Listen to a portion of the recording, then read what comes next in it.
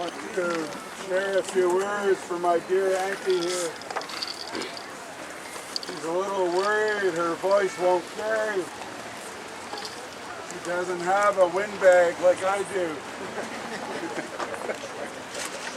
She knows from the news stories. She knows from the words that are published in comments on internet news that ugly things are being said. Hurtful things are being said. Auntie loves you.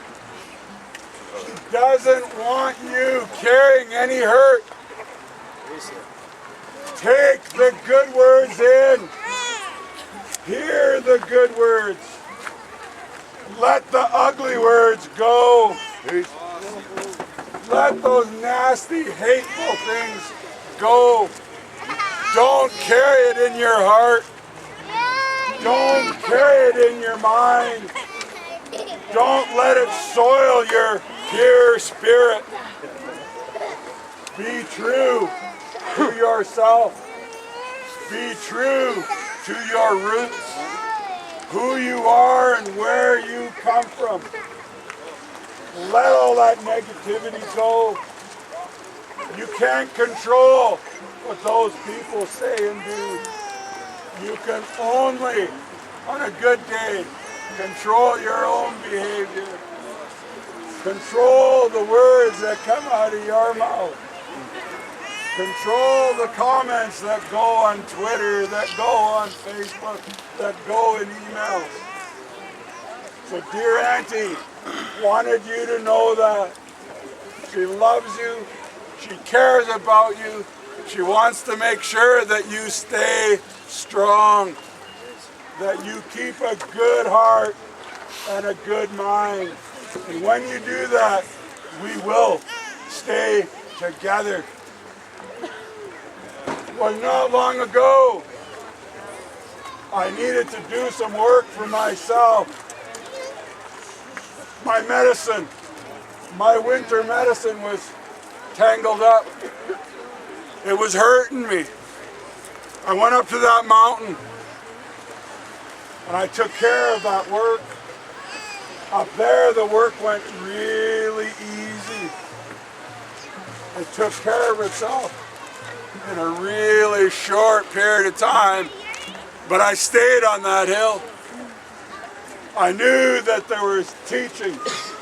I knew that there was guidance. I knew that there were things I needed to learn. So I stayed on that mountain. And what came to me was this, that every one of you, every one of us, no matter the color of your skin, the history of your family, your ancestry, you're a leader. You are a leader. You influence others. You make them think with your words and with your actions.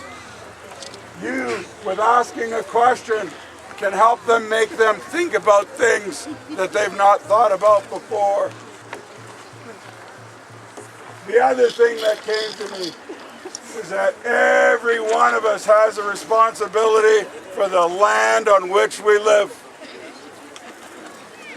Every one of us shares a responsibility to speak up for the land, to speak up for the water, to speak up for the fins, the winged, the four-legged, all of those gifts from the Creator that were put here to help take care of us. Every one of us has that responsibility. Sometimes governments lose sight of why they're there. Sometimes governments get consumed with the almighty dollar. Canada has nothing to teach our people about poverty. As poor, cash-wise, economy-wise as we are, we will never approve a project that's going to hurt Mother Earth. unless it puts something back in. That's the responsibility that each and every one of us carry. We don't carry it for ourselves. We carry it for our children, our grandchildren, and future generations. That's why I'm so proud of Idle No More. I am an elected leader. I know that's in some places that's a bad thing to be. I understand that. I understand how some people feel about elected officials and elected offices. I get it. I do. Years ago, when Mike Harcourt was the Premier, I met one of his MLAs from the interior who was absolutely ecstatic that he won a job as an MLA to represent the citizens in his riding. And he was happy that he got 35% of the popular vote. And he's going on, he's got a great big smile and he's really happy. And I was kind of looking at him and I scratched my head and I looked at him and I said, so tell me something. 2 out of every 3 voters didn't want you. 2 out of every 3 voters didn't want you, and you're happy? He got the most depressed, sad look on his face. And that's exactly what I wanted him to understand. That yes, you can get elected with very few votes, but people watch you.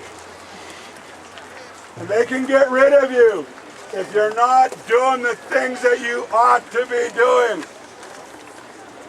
Some days, it looks like we can't make a difference.